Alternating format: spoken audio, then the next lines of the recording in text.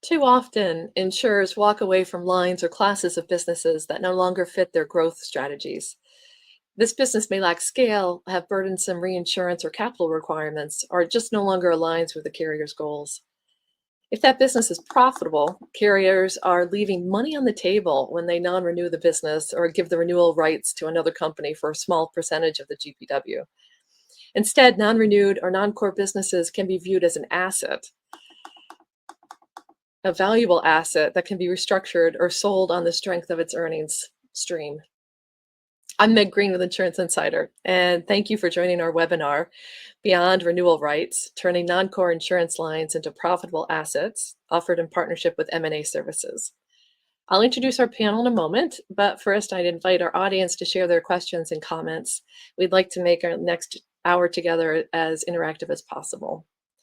And now to introduce the panel, and as I bring you in, please feel free to say a few words about yourself and your company. So up first, we have Jason Murgio. He's Principal and CEO of M&A Services. Hi, Jason. Good morning, Meg. Thanks for having us today. As you said, I'm the CEO and owner of M&A Services. We're a boutique insurance investment banking firm that's been around 27 years and focusing in particular on insurance carrier transactions and assets. Great. Thanks, Jason. And up next, we have Brian Riley, is the CFO with Global Indemnity Group. Hi, Brian. Hi. Thanks, Meg. I've been the CFO of GBLI since April of 2024, and I've been part of the financial team for over 30 years here. Thanks, Brian. And now we have Elena Coyle. She is the partner and co-head with insurance M&A and reinsurance practices for Skadden. Hi, Elena. Hey, Meg. Good morning. Thank you so much for having me. Elena Coyle, co-head of insurance M&A and reinsurance here at Skadden. Skadden is a full-service global law firm that's been around for over 75 years, and we're very proud to have an insurance-dedicated M&A practice that's been active here at Skadden for over 35 years.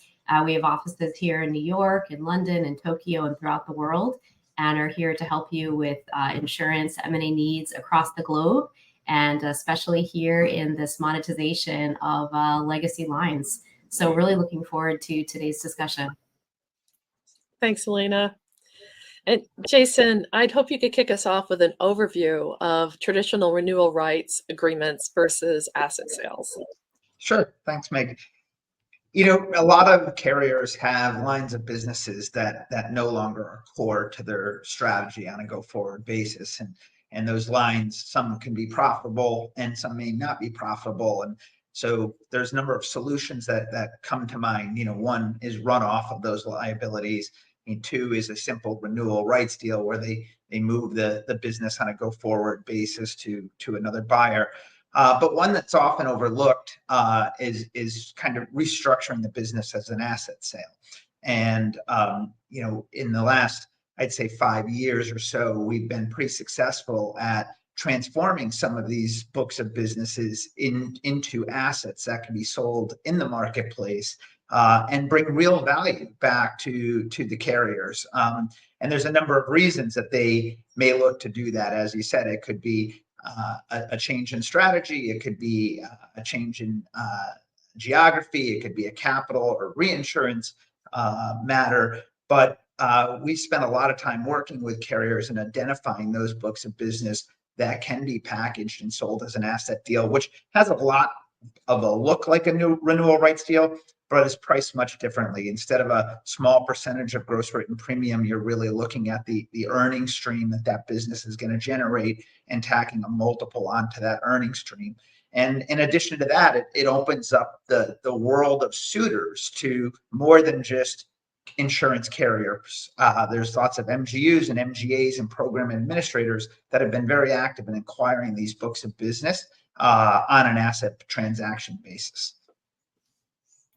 Yeah, I mean, just to add on to what Jason is saying, what's really fantastic about these transactions is that we find the sum of the parts is actually greater than the whole.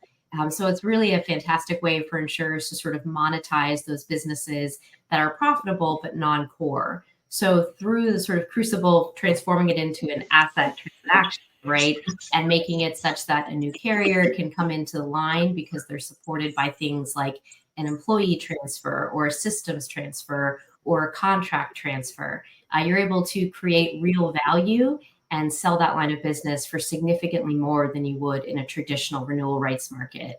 And Jason and I have partnered on a number of these that have delivered real value for our clients. Could you give us examples of some of those deals you've done?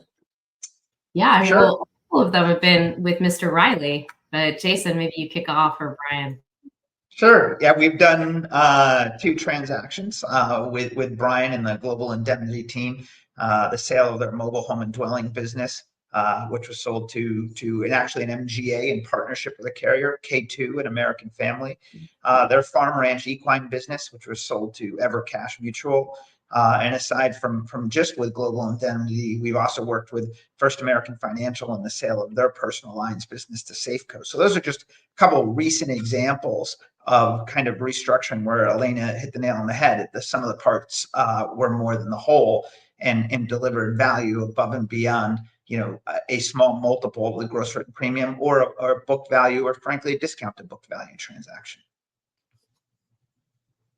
Yeah, and in terms of what Jason was saying about the universe of buyers, it's really true that when you look beyond the traditional insurance companies who can do the book roll, sort of utilizing their own existing resources, there are some unique needs that MGUs and MGAs have. And so this type of transaction can help kind of seed them or even assist in a transition to going fully stacked, which is something that's happening, a lot with tech insurance companies. So that's just another universe of buyers that this type of transaction opens up. It's really interesting, Elena. Is this a relatively new idea? I mean, the MGA, MGU space has been growing so rapidly in recent years. Is that fueling this M&A activity? So I'll kick it over to Mr. Mergio, right? Because he's really the architect here. I think I'm the enabler. What do you think? Most of what we do in insurance is taking old ideas and calling them new and dusting them off. But what do you think, Jason? Yeah, I don't know if you were reinventing the wheel, but I think it's a different way to look at things that have been going on for years. I mean, renewal rights transactions have been, decades old. I do think the emergence of what I'm going to call the program market, so program administrators, MGAs, MGUs, has only grown in the last decade. And so I think you have parties that are looking for books of business, talented underwriters, and have the ability now, through kind of structuring this as an asset transaction, to acquire business from traditional insurance carriers that historically it was just another insurance carrier as the only avenue for that particular book of business. So I think Elena's right.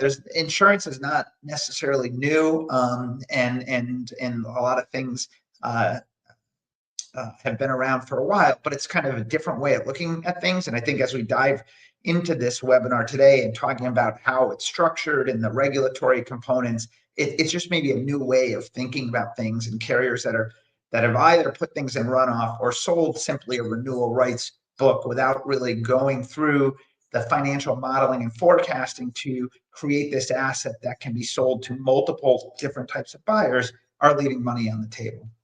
Mm-hmm. Yeah. And I'll just say it, so I've been doing this for, a little over 15 years, just focused exclusively on insurance M&A. And over the course of that time period, I will say over the last 5 years in particular, there's been sort of a proliferation of MGAs in the insurtech space. And a lot of the reason that these startups are going to be sort of MGAs, MGUs versus carriers is because the capital needs of a carrier are so significant. And so, if you get the perfect timing when that MGU is about to transition to actually take on balance sheet responsibilities and sort of break away from maybe their dependencies on the fronting carriers on the back end. This can be the perfect transaction because it equips them with, that perfect underwriting team as they're building out sort of their scale. It equips them with, some of the other resources, whether they're tech or otherwise, that can be packaged with the asset sale, in addition to giving them sort of growth into a particular market. And 10 years ago, I would not have seen as much of a demand for that just because there were fewer insurtech startups. So I do think this is kind of a unique opportunity and a unique time for sellers to kind of come to market and sort of marry up with these potential buyers. And we're going to get into some of the challenges related to this M&A activity in a moment, but one of them, Elena, could we explore how you see legacy risks handled in these transactions? Yeah, no, that's a great question, Meg. One of the benefits of an asset sale, at least from the perspective of the buyer, is, within insurance M&A, we're really lucky because we have these fantastic tools for very surgically defining the exact scope of the acquisition. So when you're doing an asset sale, it's really sort of a buyer's buffet. You can come in and say, I like this, I don't like that. You can achieve all of it without acquiring a legal entity. So that can greatly streamline the regulatory process. And you can use reinsurance as a very surgical tool for either accepting portions of the back book or not. Simply doing sort of a renewal rights transaction with an asset sale and maybe an in-force or flow reinsurance transaction as the acquirer transitions into becoming fully stacked or transitions into moving that renewed business onto their own paper. From a seller perspective, it is important, though, that you aren't stranded with liabilities that were associated with the business that's moving. So sometimes we see either an in-force transaction that includes some of the, cost of doing business liabilities. So nothing extraordinary, but, in-force claims, for example, can move over. And when the parties really can't agree on the scope of those legacy liabilities to the extent that they are part of the transaction, what we sometimes do is go to a third market, which is the legacy reinsurance market, and look for something like an LPT or an ADC to just kind of clean up the balance sheet so everyone has the confidence that there aren't going to be surprises. So that's a nice way, again, to kind of bring together different competencies in the industry to sort of optimize the transaction for everybody. Yeah, I think Elena, really hit the nail on the head in terms of being able to choose what it is that you're buying. And in an entity or an equity transaction, it becomes much more challenging to do that because it's either the whole thing or none of it. So I think that is one of the benefits, both for the buyer and for the seller. If the seller has core pieces that they want to keep, then obviously they're able to do that. And then again, it gets down to valuing that and structuring it and understanding, how you monetize it. And that's one of the things that, we've done in terms of putting those pieces together and being able to market that. Great, thanks, Jason. I'd like to remind our audience to please share any questions you might have with our discussion. And I'd like to come to Brian next. With Brian, how do you define the business and how do you forecast the financial performance for a piece of business you'd like to sell? Yeah, and starting with defining the business, as Jason and Elena mentioned, is the core asset that we have is data, and the experience that that data and the experience from a profitability perspective. We utilize those, our dimensional databases to isolate the targeted business. Usually this is targeted particularly insureds, classes, product states, and producers, to name a few. This enables us to develop historical pro forma results based on the current book of business that's targeted. For example, assuming a state has been de-emphasized in the more current years, we can estimate the historical results on a pro forma basis for a better baseline to forecast the future results. And as far as the second part, which is forecasting, we're using traditional methods that we would, do here from a budgeting perspective for premiums and losses, such as projecting premium growth based on retention, new business, price changes, and on the loss ratio side, projecting out loss trends, cat modeling for both, so we can achieve both projected loss ratios for non-cat and cat losses. For expenses, what you're trying to do is give the buyer a sense of what it's going to cost them to run the business. So we provide ground up budgets on premium related expenses such as commissions or premium taxes, as well as ground up budgets for operating expenses, particularly on variable costs. Personnel costs in particular in this business is 70% of operating expenses, as well as service contracts that the buyer will need to support the business going forward. And last, you're also given a sense to the buyer what the support costs are. When you think about the general IT costs, finance, legal expenses, etc., so they can understand what they need to transition under their infrastructure.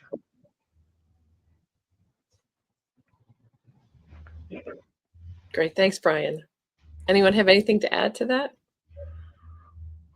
I think, it is really giving a snapshot, of what the business would look like on a go-forward basis under new management. And that can include, transitioning of people that, in particular, underwriters and maybe claims people that support that business. Obviously, technology plays a large part in that. So, it's packaging that together to give buyers a very clear idea of what that business looks like and how it's going to go forward. Because traditionally it hasn't operated that way. It's operated in the sense of a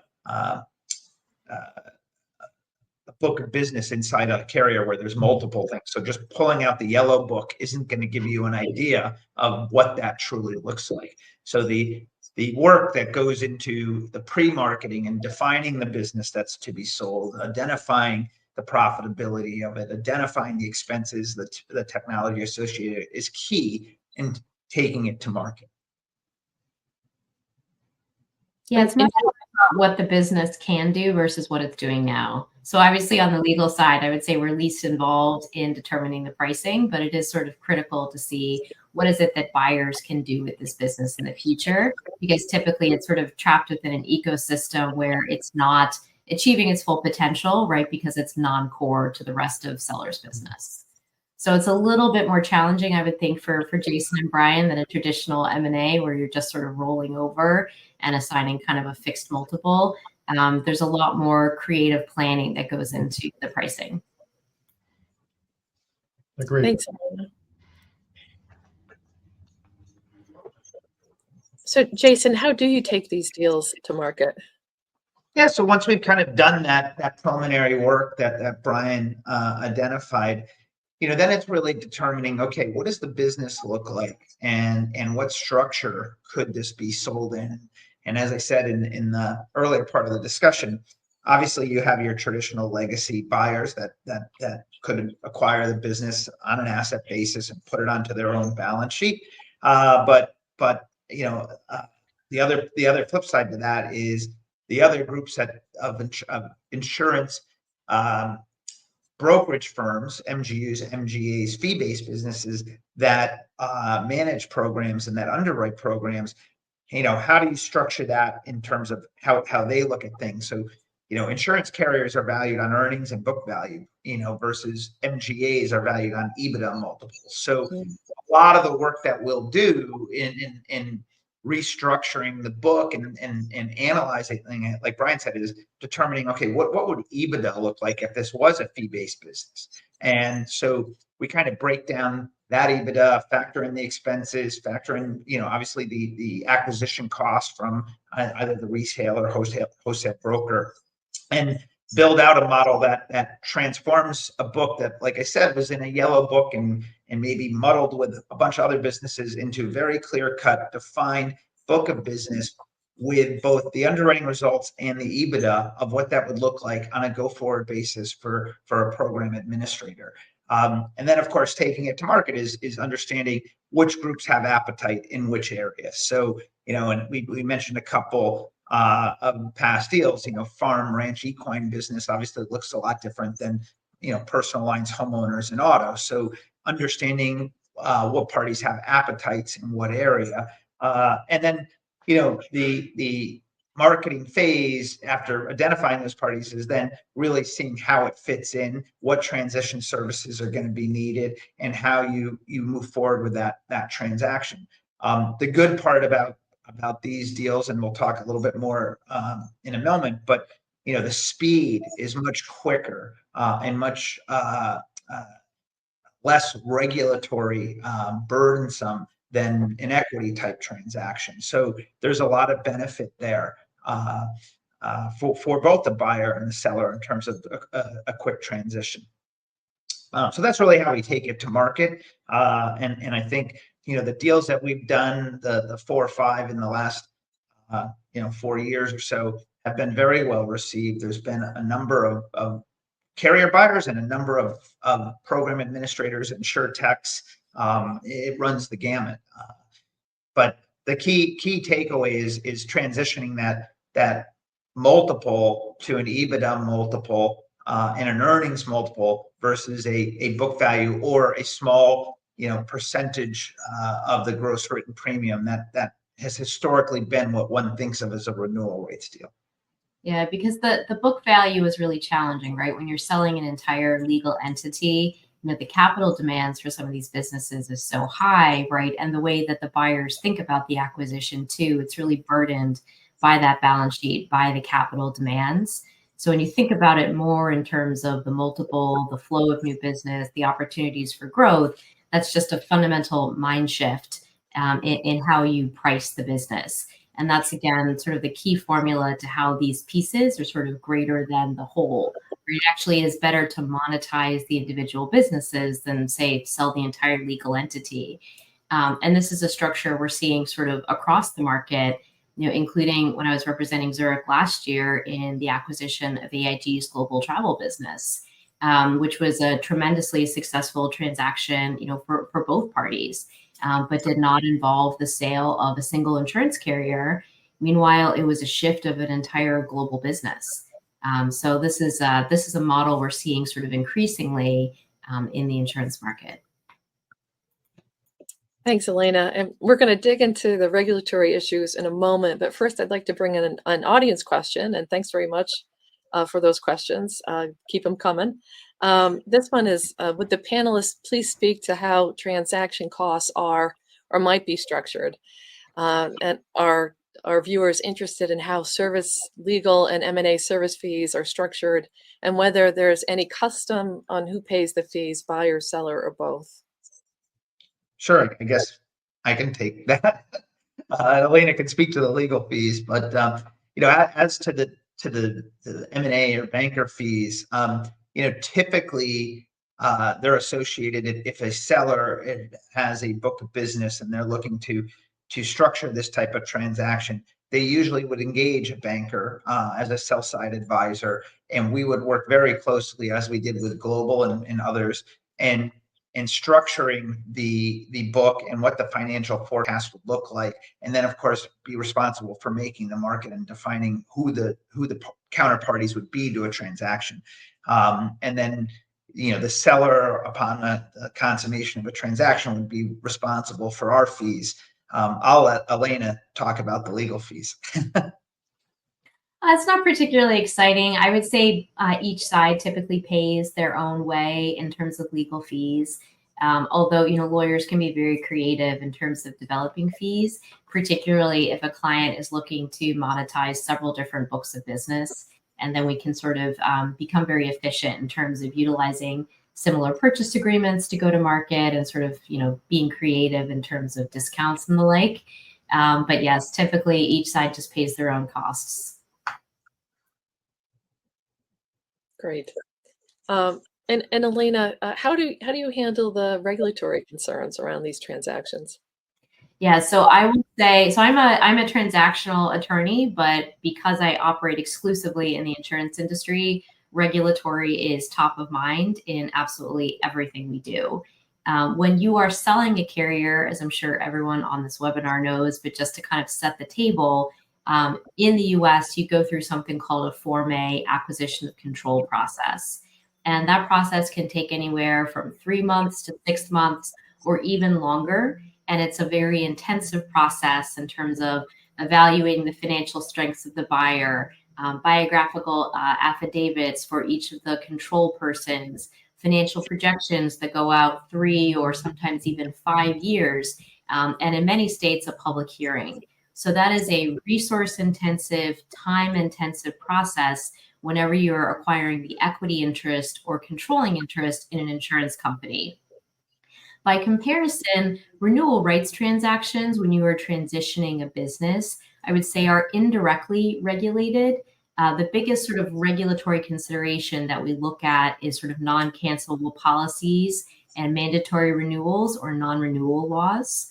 There are a few states that have, I would say, the most stringent requirements, particularly on the personal line side. So that would be New York, California, Texas, and a handful of others where we have to be very mindful of non-renewal requirements and either formally submitting a plan to the state to explain sort of what the options are for policyholders and making sure those personal lines policyholders are empowered to sort of select their carrier in full compliance with law, or offering sort of a transition period where during that sort of mandatory renewal period, the original underwriter continues to provide the paper, perhaps sort of supplemented or complemented by reinsurance from the buyer so that the economics can begin to transfer over.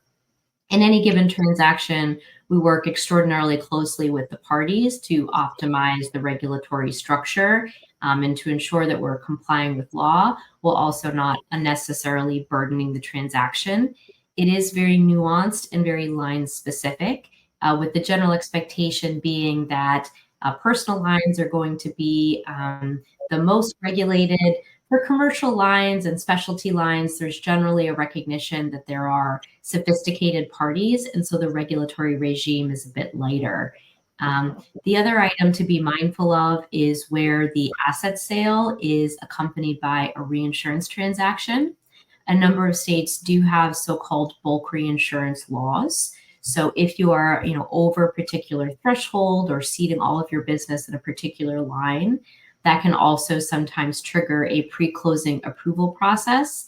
And in that scenario, we're very careful in designing the asset purchase agreement to have sort of the appropriate sign to close mechanics so that both sides are protected during that transitional period. I'll just speak very briefly about a transaction I did with Jason and Brian when we were doing the sale of the equine mortality business to Everett Farm Mutual.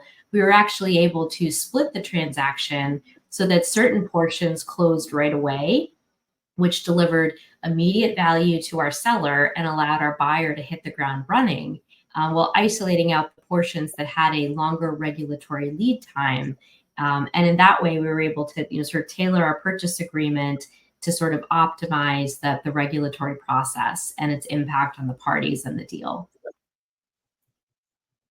Yeah, and I think, Elena, that goes exactly what we were talking about of the buffet of options, right? That was very interesting because we were able to deliver to Global immediate remuneration for I would say almost a very large chunk of the business effective immediately without regulatory approval, and it did allow EverCash to get the business up and running, and then the part that did require some regulatory approval, came in that 4 to 5 month time period. But that's, as you said, it can be very surgical, and that's what you can do in these types of deals.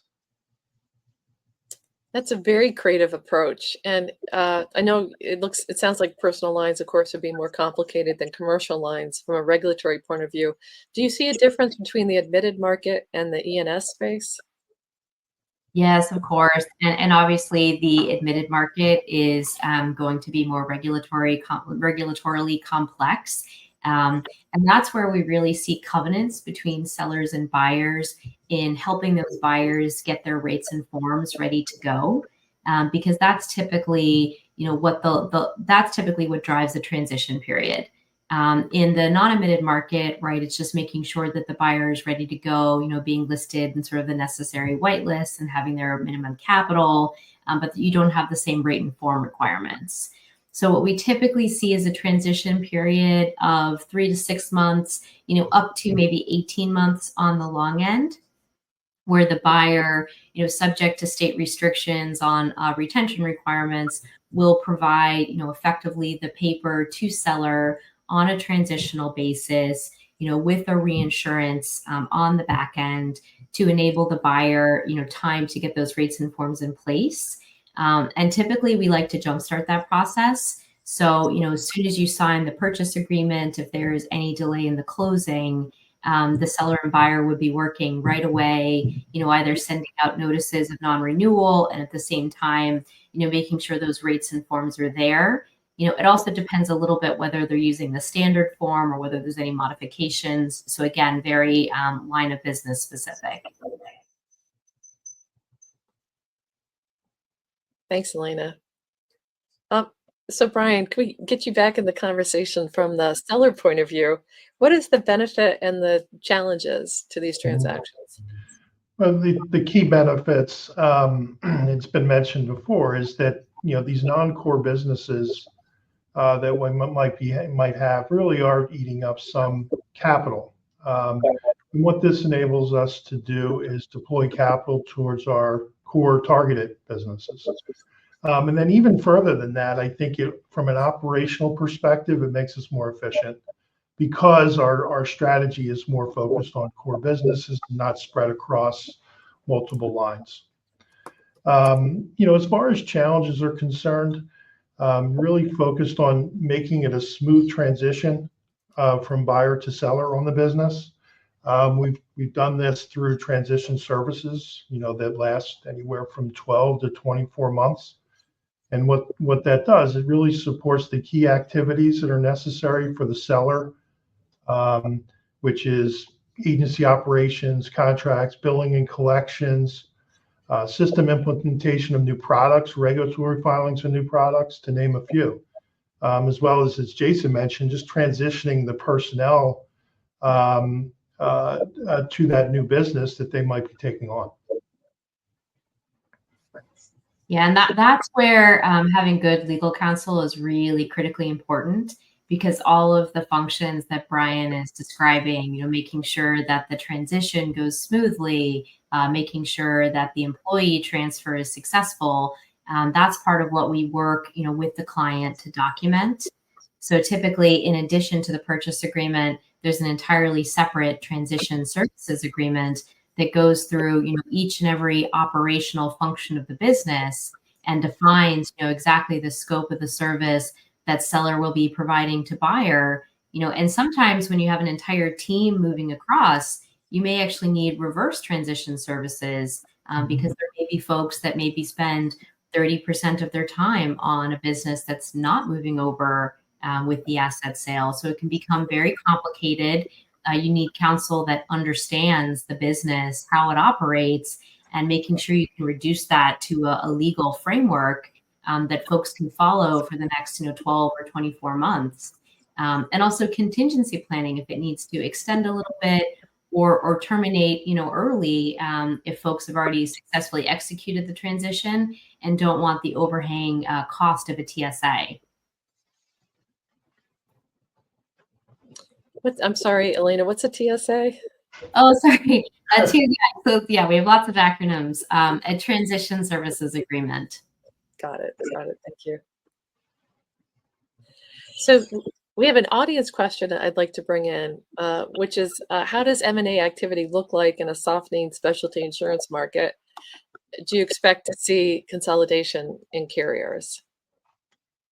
Sure. I mean, I think, the insurance market in 2025, obviously we've seen some softening, although, the E&S market still remains, I think, pretty strong. There's a lot of activity. So when you use it, specialties defined different by many different people, but I do think there's still a tremendous amount of growth going on in the E&S space. But I do think consolidation is happening. I think there's been some recent transaction announcements that point to that. And I do think carriers are looking at capital and how to use that most efficiently right now. And there are businesses that may not be core to what they're looking to do in their long-term growth plans. And I think there are a number of publicly traded companies that over the last 3 years have been reallocating and divesting of certain things, reallocating that capital to core businesses and in some acquisitions in terms of inorganic growth. So I do think you're going to see more consolidation amongst carriers, especially in the middle market space. I think that's where you're going to see some of that. And I think there's going to be a lot more carriers that want to get back to their knitting and focusing on what they do well versus maybe lines of business that they got into. And while they're not poor performance, it is a strain on capital. It's a strain on resources.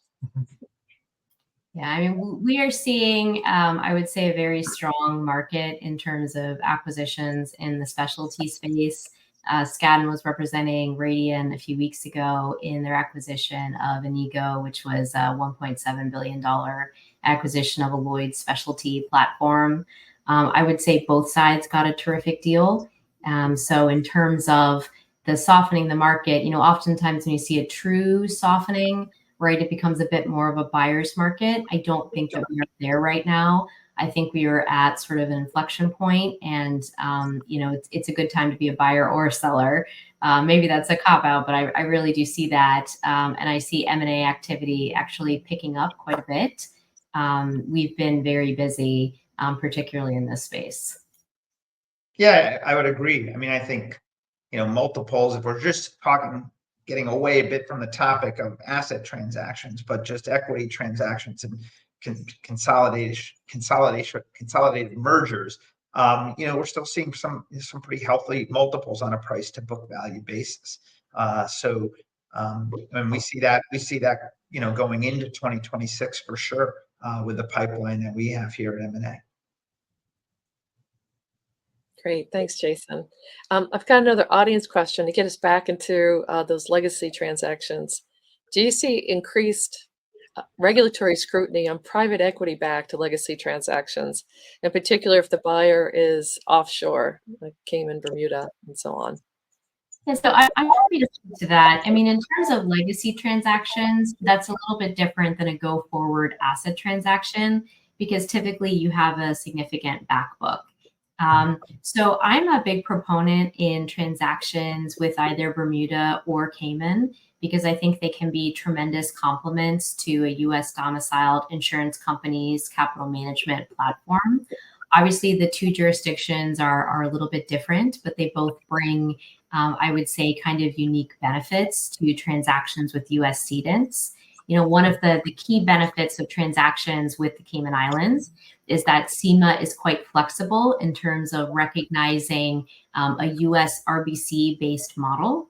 And so that can be tremendous in that you have an apples-to-apples comparison in your transactions and sort of having the same financial framework and understanding. What I will say is that transactions into Cayman, because Cayman does not offer reciprocal jurisdiction status, those are all either on a funds held basis or on a fully collateralized basis. So there's really no risk to the domestic carrier because you're either holding on to the assets in a funds held arrangement, or you're going to be utilizing a credit for reinsurance trust. So there's really no incremental risk. It could just be that the cost of that is significant. So that could be maybe a barrier to transactions with Cayman. Bermuda, I view that as the same as doing a transaction with an entity domiciled in really any jurisdiction. Bermuda is one of the most sophisticated insurance regulators in the entire world. And that's because they have to, both address the needs of the NAIC as well as maintain their Solvency II equivalency with Europe and the rest of the world. So I am always so impressed with the regulators at the BMA in terms of just their sort of sweeping knowledge of global prudential frameworks and the scrutiny that they apply to every transaction. Now, with financial sponsored backed transactions, as a regulator, you always have to be careful that the purpose of the transaction isn't just to sort of extract the value and sort of leave the husk, if you will. But I have a number of financial sponsor backed clients, and their approach to the insurance industry has been incredibly thoughtful, right? They're looking for ways to sort of optimize profitability, to reduce costs in a responsible way, and to sort of marry their experience from other industries with the insurance industry, whether it's bringing sort of more sophistication on the servicing side or investment management expertise, particularly with longer tail liabilities. So they can really be a very effective solutions provider. And I think that the regulators understand that there is a tremendous need for that, particularly in the legacy space where there are really only a handful of reinsurers who can absorb those legacy risks, and that's necessary to solve capital problems to allow the direct writers to continue on with their business. So, they are a necessary partner in the space. There are some unique regulatory considerations, and they do deserve, some extra attention. But a well-structured, financial sponsored backed transaction, can be a great thing for everybody involved.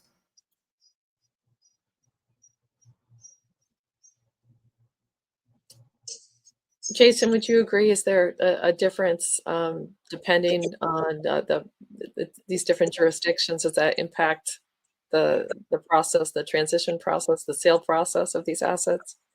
Well, I mean, clearly, if you're talking about a foreign jurisdiction like Cayman and Bermuda, whether you're talking, if you're talking an equity transaction, certainly there's SEMA approval or the Bermuda Monetary Authority approvals.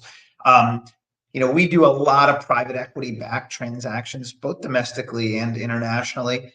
I think if you say regulatory scrutiny, I think it's the same bar of regulations that would apply to a private equity backer as it would to a traditional insurer. It's just the private equity backer may not be used to that level of regulatory scrutiny that comes into play. So I think the approvals are the same and the regulatory element is the same.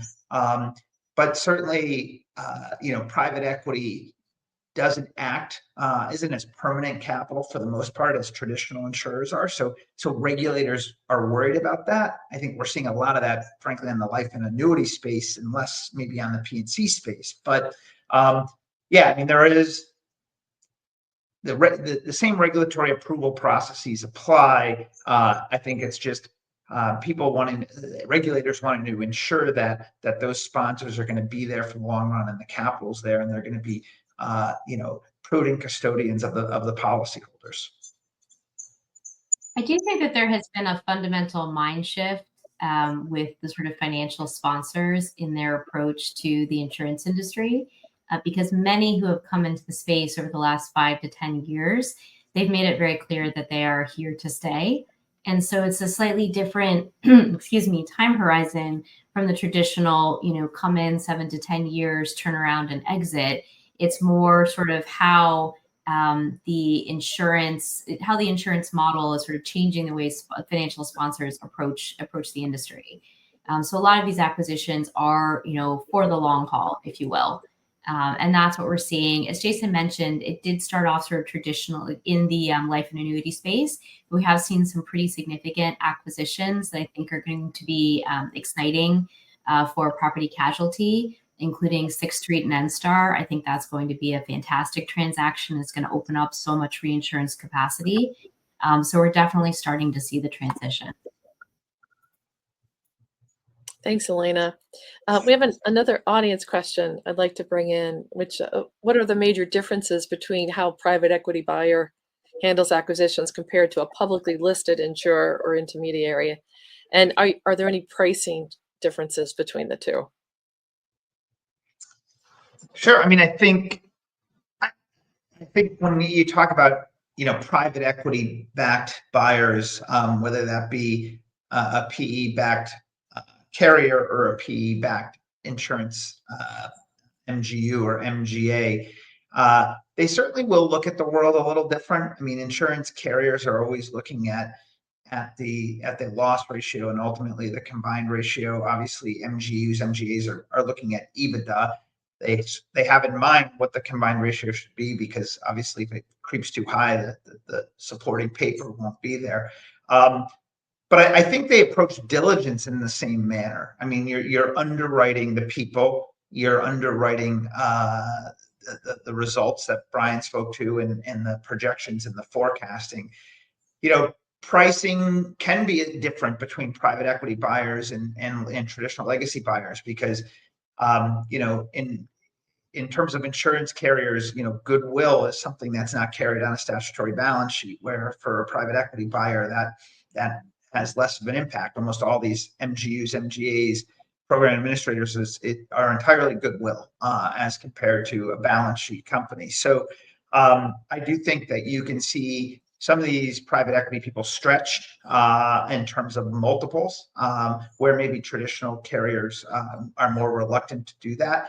I think in the processes we've run, we've seen some of the very competitive bids come from the PE-backed groups as opposed to the traditional insurers, and that's why this whole structure that we've all been talking about is so relevant. Because if your only market that you've thought of for this book of business has been a traditional insurance carrier, and yet there's this whole other basket of buyers that will value things different and will price things different and don't have some of the constraints of goodwill and balance sheet pressure, then you can really maximize value. Yeah, and this may be an obvious point, but one of the key differences we tend to see is the approach to synergies. So a traditional carrier is going to be thinking about an asset sale in terms of how can I tuck in these different components of the business into my existing business, engage in integration, and reduce overall costs. The financial sponsor-backed purchaser may not have a parallel business. So they're thinking about, how do I acquire these components and sort of integrating into a new business that I am forming, or how do I sort of acquire these components and sort of treat them as a standalone portfolio company, but then work to optimize each of the individual components. So there may be less to kind of synergize at the outset. It's more going to be about optimizing the business unit that's acquired. But again, the asset sale can still be attractive for the financial sponsor-backed carrier, because they have less concern about legacy liability sort of creeping into the scope of the transaction, which they may be, initially less attuned to identifying, particularly if they're used to being in a different market. So they, maybe aren't reading the reinsurance agreements exactly the same way because they've been in, consumer goods or what have you. Thanks, Elena. So we heard from Brian in the seller's perspective. Jason, I'd like to hear from the buyer's perspective. What opportunities do you see laying ahead?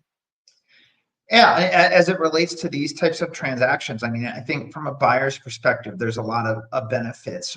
That could be line of business expansion in terms of getting into new lines of business that maybe was not core to the seller.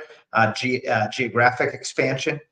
Clearly, we've seen a couple of these deals where they're focused on certain geographies that a carrier wants to gain more market share in. Scale. Where companies are maybe already in that particular line of business, but this book of business, this asset will help them increase the scale.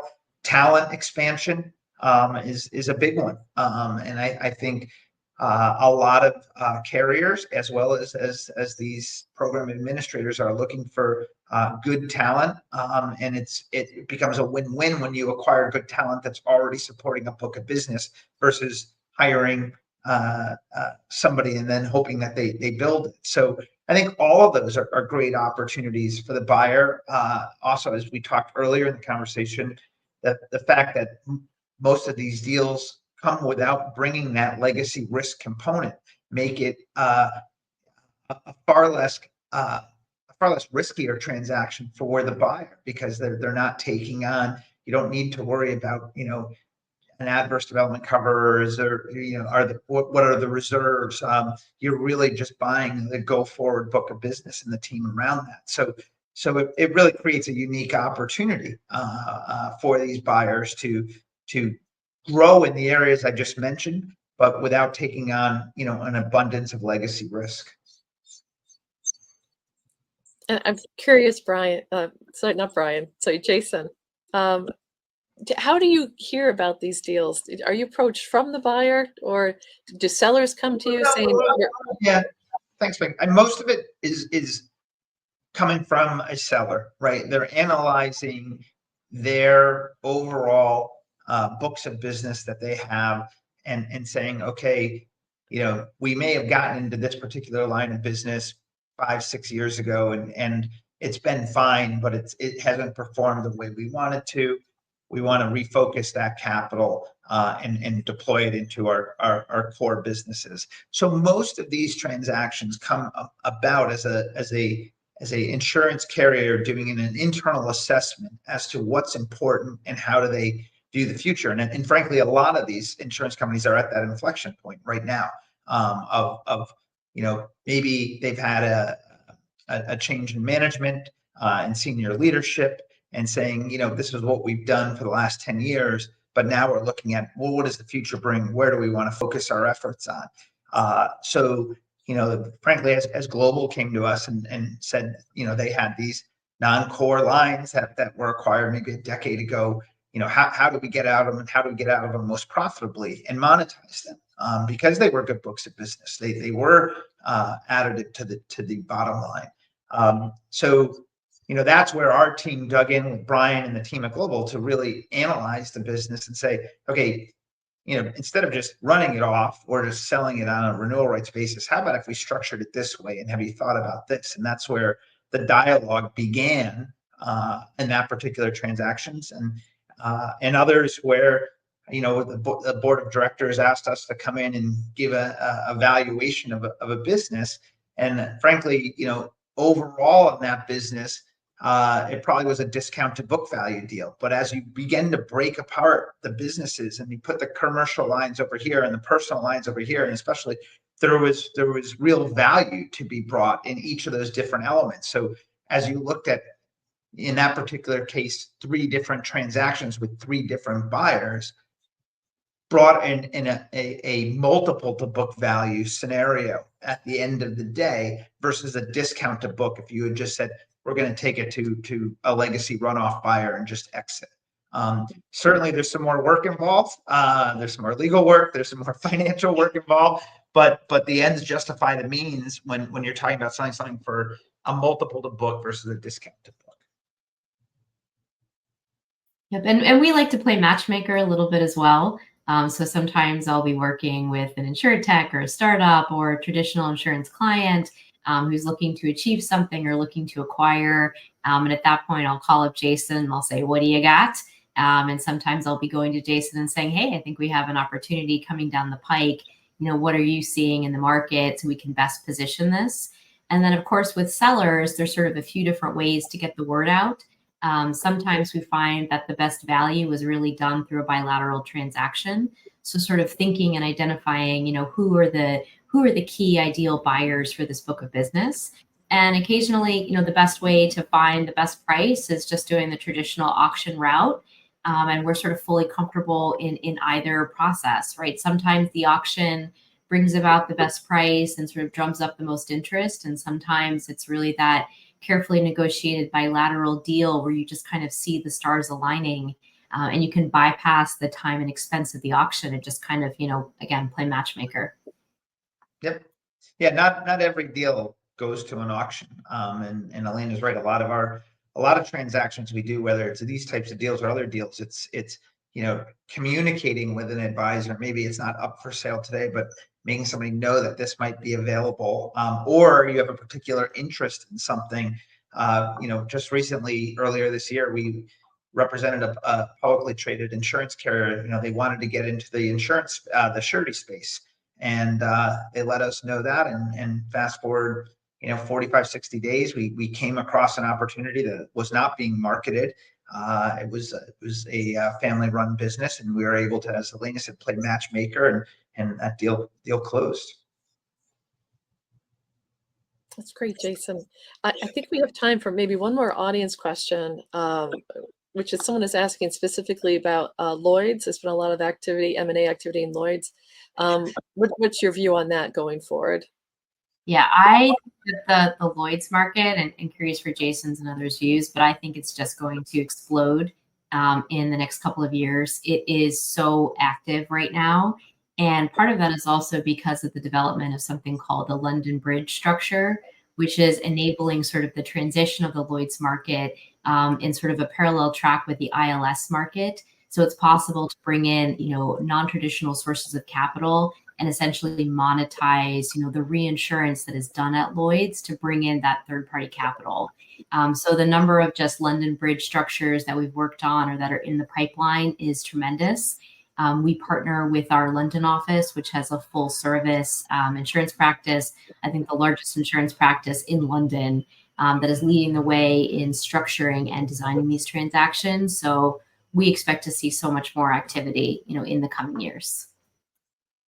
Yeah, and I think I can echo that. We're seeing a lot of Lloyd's activity across the board in terms of consolidation and acquisitions. I think that's something that has really crept up in the last 12 months or so, where you're seeing that. Obviously, some of the recent announcements are directly in that space. So we see that as an area of strong activity for the balance of 2025 and into 2026 and beyond. Great. Well, I'd like to thank our panel for sharing their insights, and we're coming to about the end of our time together. So I'd like to go around the panel one more time, ask for closing thoughts. What is it that you would like the audience to take away from our discussion today? And I'll come to Brian to kick us off, and then we'll go to Elena and Jason. Yeah, if there's one thing, I'd like the audience to take away is really from a seller's perspective, if you have really, really strong data, I think you have a real good opportunity on transactions like this. They both support how you scope the business that the buyer would really like to acquire, as well as support the varying structures that you can put in place to enable the transaction. Yeah, and I think just building on what Brian said, if you are a seller, right, and you have a non-core business, it can be a little bit, in the eye of the beholder. So really challenge yourself to sort of look outside your view of the business and, contact an advisor who can help you see the value that other buyers see in it, right? Because oftentimes you have something there that's very profitable that may just not fit within your ecosystem. And the good news is that there's already sort of a framework and a path, working with advisors to find a way to monetize that business. And we are absolutely here to help you in that process. Yeah, I think what Brian and Elena said is 100% accurate. The data is important, but I also think that, as Elena kind of expanded on, the conventional wisdom thought of, okay, this isn't profitable for us, or I'm sorry, this isn't core for us, but profitable. We just want to make it go away, versus really spending the time and understanding, because there are so many opportunities where you don't know what certain people are looking for, and that's what we do every day, and understand what the market is, who's looking for what, and I've literally seen the Insurance Insider announcements. XYZ company is, putting this book of business into runoff, and you kind of cringe, because you're like, wow, there was some value to be extracted there, and they just didn't put the time in to understand and seek the advice of people like ourselves or Elena, and understand what the market might look like for that. I've been shocked over the years at where people find value in how they find it. And me, it's not just the book of business itself. We talked a lot about profitability. Of course, that's important, but it's the talent that supports that business is very important. You got a lot of MGUs and MGAs that are looking for teams of people. So there's a lot of different elements, and before you just make a decision, I'd encourage you to speak to advisors and get a market balance and perception of what's going on out there. Yeah, we will make it efficient and make it worth your while. So. I've learned a lot in our webinar today. I'd like to thank our panel, Jason, Brian, and Elena. Thanks for sharing your insights. Thanks to the audience for tuning in. We'll have a replay available in just a few moments. For Insurance Insider, I'm Meg Green.